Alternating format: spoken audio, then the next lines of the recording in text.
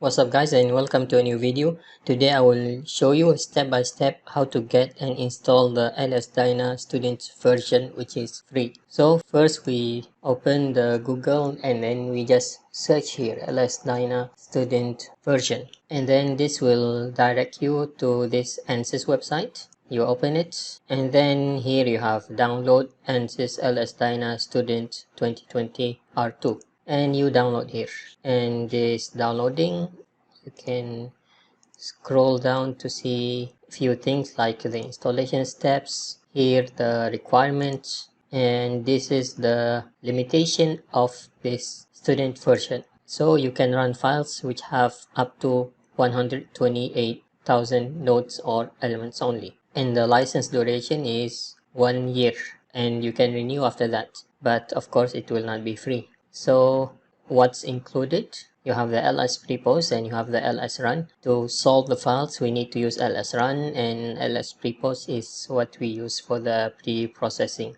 You can also download the ls prepost from the LS-TC website. So we just wait for this download to finish. Okay, now that's done, we just double click here and wait for the installation to start.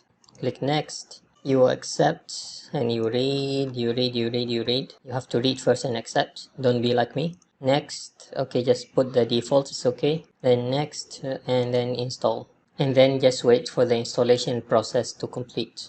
Click yes here. And then you can check the readme file and then click on finish. And here you have the readme file. Okay, it has some good information for beginners, and this the information about the solver. It is double precision, and this the limits, and this solver is 4 SMP threads, so you can use up to 4 cores of your computer. Okay, so I can search Dyna. I will open the file location, and this is where the things are.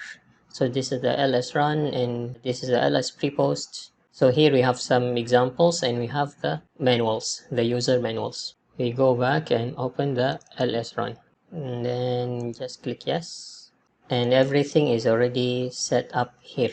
Okay, we can just use, let's say I want to use 4 cores. This is the memory, let it be auto, and here we can select the solver, but we don't have any other options because this is the free version. So the input, I open here, click on this one, and then just I go here, copy this one, copy the directory, put here, open. Sorry, I need to extract the examples first. So just double click and then you do some quick reading and then agree, and then it will put it here. So I click on OK. So this is the place where it extracts the examples. So I click here, copy the directory, then I go again to ls run, paste here the directory, and I have the examples. Let's say this is self-parsing Revit, open, and then just run, allow access, and then you just wait for the software to run the file. So that's all for this video. Thank you very much and see you next time. Bye bye.